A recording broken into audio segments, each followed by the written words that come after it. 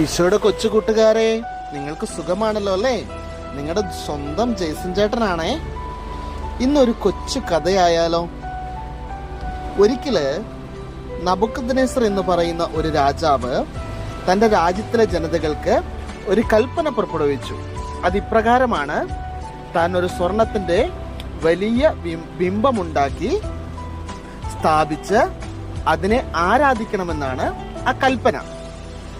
ആ നാട്ടിലുള്ള എല്ലാ ജനതകളും അതനുസരിച്ചു. പക്ഷേ ദൈവത്തെ ആരാധിക്കുന്ന 3 ചെറുപ്പക്കാര് ആ നാട്ടിലുണ്ടായിരുന്നു.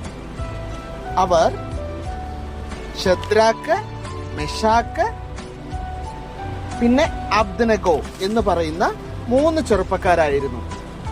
ആ ചെറുപ്പക്കാരുടെ മേല് അവരുടെ ജീവിത രീതികൾ കണ്ട് അസൂയ പൂണ്ട ആ നാട്ടിലെ ജനതയാണ് രാജാവിനെ ഈ വിവരം അറിയിച്ചത്. അങ്ങനെ രാജാവിനെ ഈ വിവരം അറിയിച്ചതനുസരിച്ച് രാജാവ് ഈ 3 ചെറുപ്പക്കാരെ വിളിച്ചു വരുത്തി വിവരമന്വേഷിച്ചു. അപ്പോൾ തങ്ങളുടെ ജീവിത സാഹചര്യം അവർ രാജാവിനോട് വിവരിച്ച് അവരാരാധിച്ചില്ല എന്നുള്ള സത്യസന്ധമായ മറുപടി രാജാവ് കേട്ടപ്പോൾ വിധനായി. അങ്ങനെ രാജാവ് അവരെ തീച്ചൂളയിൽ എറിയുവാൻ വേണ്ടി തീരുമാനമെടുത്തു. അങ്ങനെ ആ ചെറുപ്പക്കാര് വലിയ ആഴിയുടെ അഗാധങ്ങളിലേക്ക് വലിച്ചെറിയപ്പെട്ടപ്പോൾ അവരവിടെ ദൈവത്തെ ആരാധിച്ചുകൊണ്ട് ദൈവത്തെ മഹത്വപ്പെടുത്തി. അങ്ങനെ ആ ചെറുപ്പക്കാർക്ക് ആ അഗ്നിയിൽ ഒരു അപകടവും പറ്റാതെ രക്ഷപ്പെടുന്ന ഒരു ചിത്രം ദാനിയേൽ പ്രവാചകന്റെ പുസ്തകത്തില് നമുക്ക് കാണുവാൻ സാധിക്കും.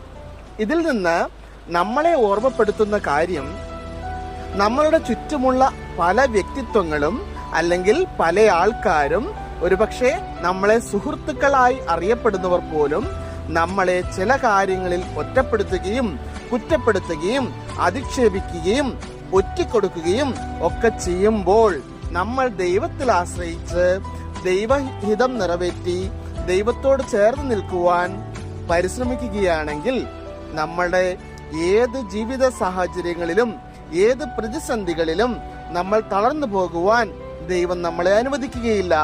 അതുകൊണ്ട് നമ്മൾ ദൈവത്തോട് ചേർന്ന് നിന്നുകൊണ്ട് ദൈവത്തിന്റെ ഹിതം മാത്രം തിരയുന്നവരായി, അനുസരിക്കുന്നവരായി ദൈവത്തോട് ചേർന്ന് നിൽക്കുവാൻ നമുക്ക് പരിശ്രമിക്കാം, അല്ലേ?